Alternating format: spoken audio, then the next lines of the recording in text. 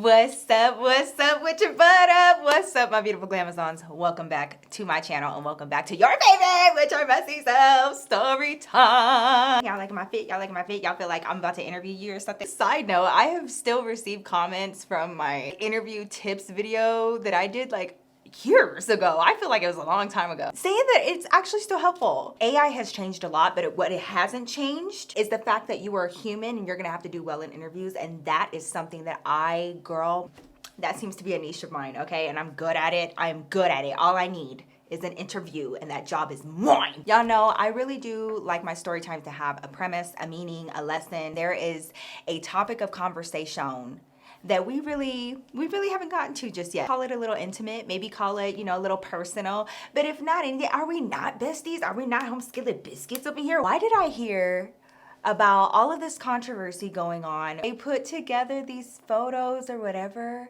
talking about their patients leave them gifts behind or something like that. And it was pertaining to their patients that were coming in. You know, we're supposed to do this annually, pap smears and checkups and things of that nature for the female body, okay?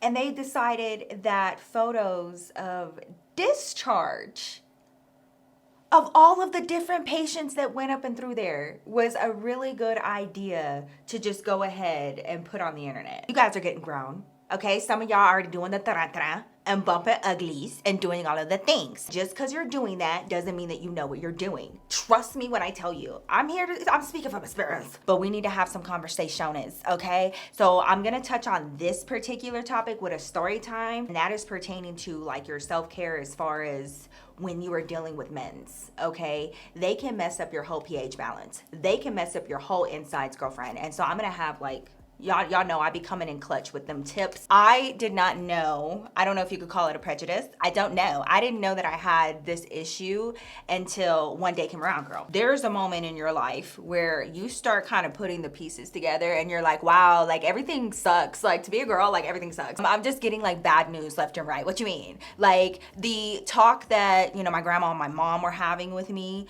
about periods and about that time of the month, it all sounded horrendous. It all sounded horrendous. Not to mention that I come from a family that believes you cannot be on your period cooking dinner.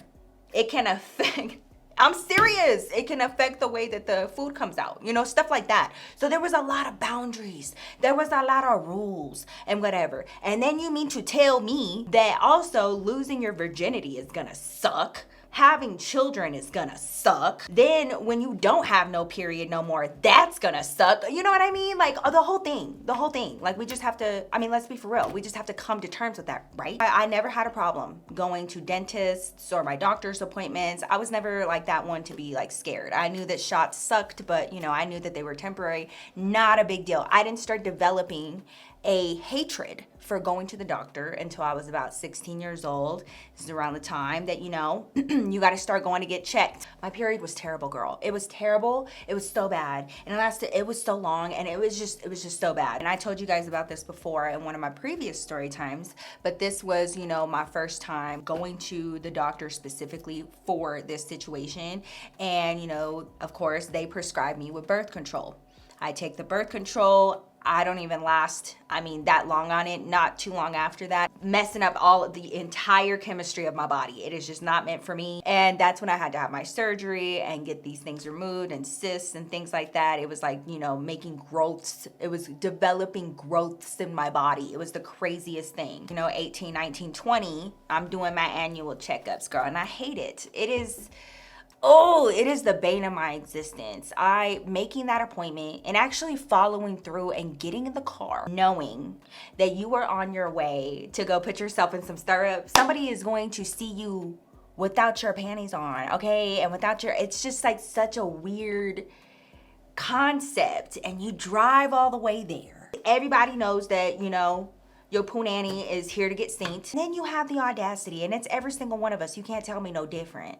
You go into the room and they tell you to put this gown on, and you gotta obviously take off your clothes from the waist down. And every single one of us go through the hassle for some reason of trying to hide our panties. And we'll hide our panties in our folded clothes on the little chair in the room, even though they're about to be literally eye to eye. I hate the appointment. It is so important for you to go. Like, do not misunderstand. Don't play around.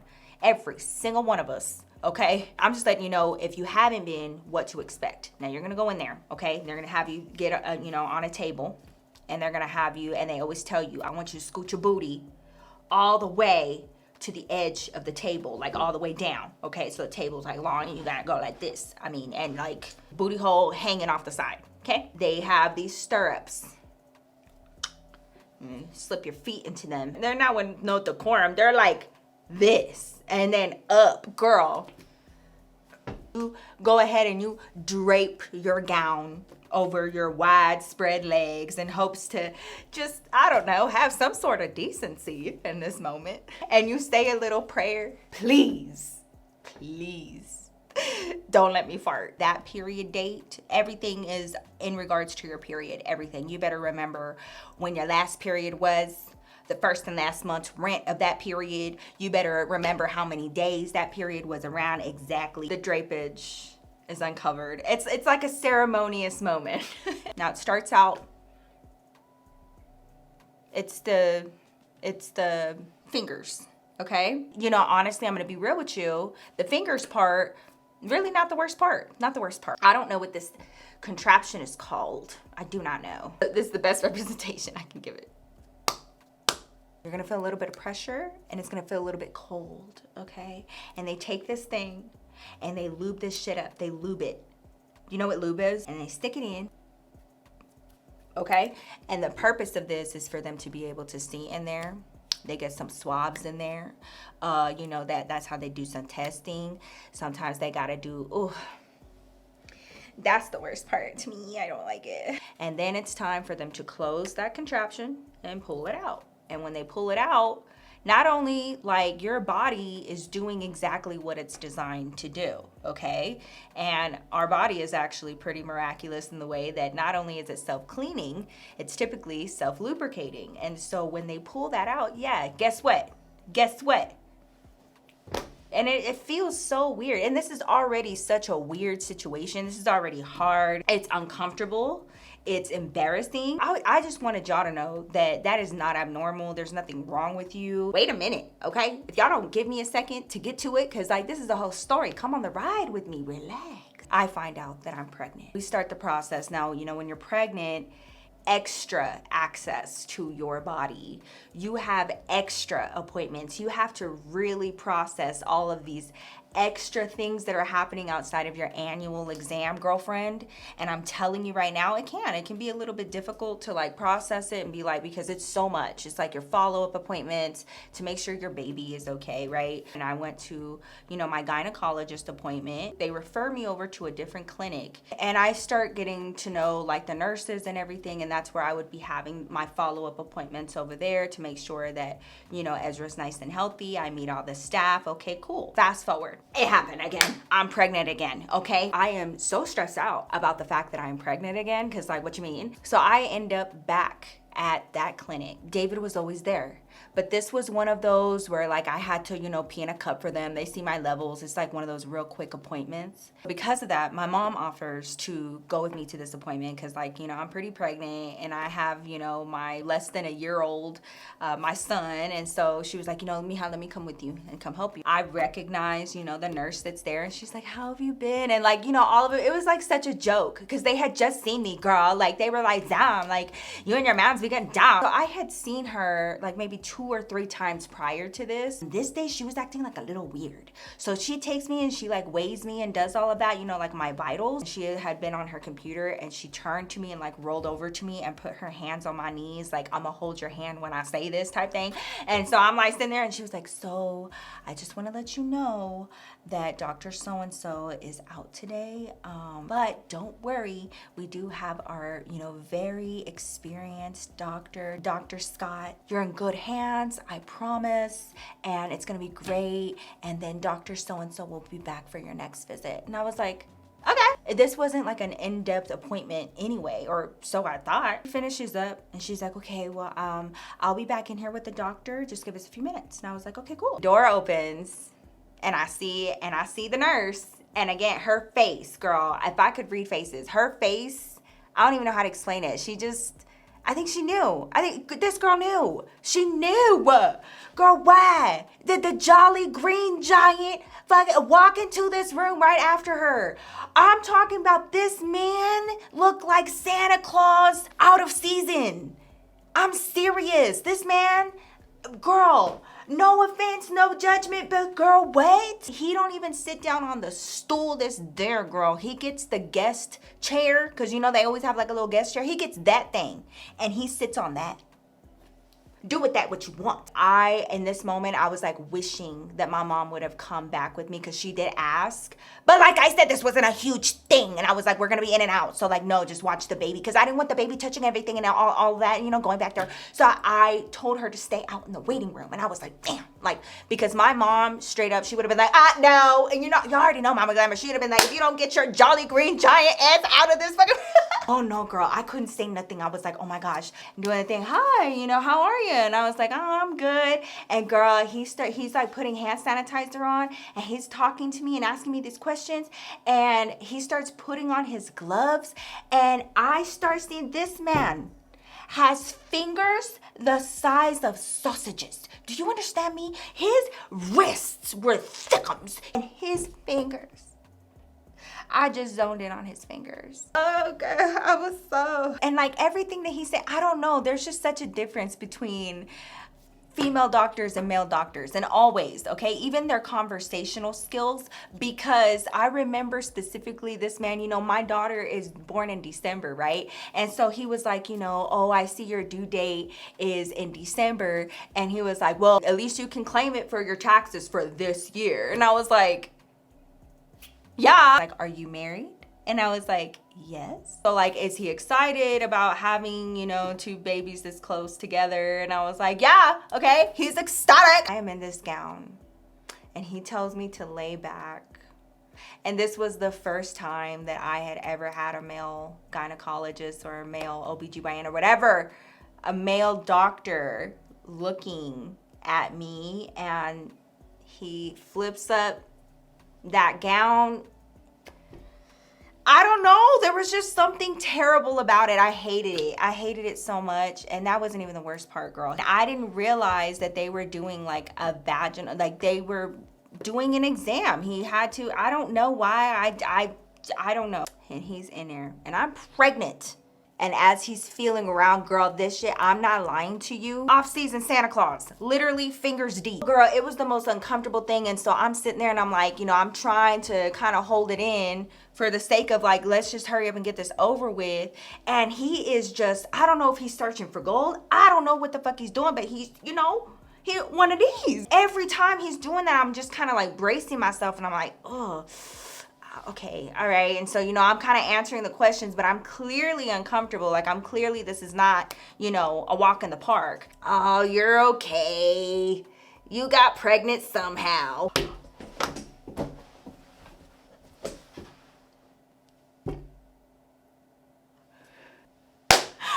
What?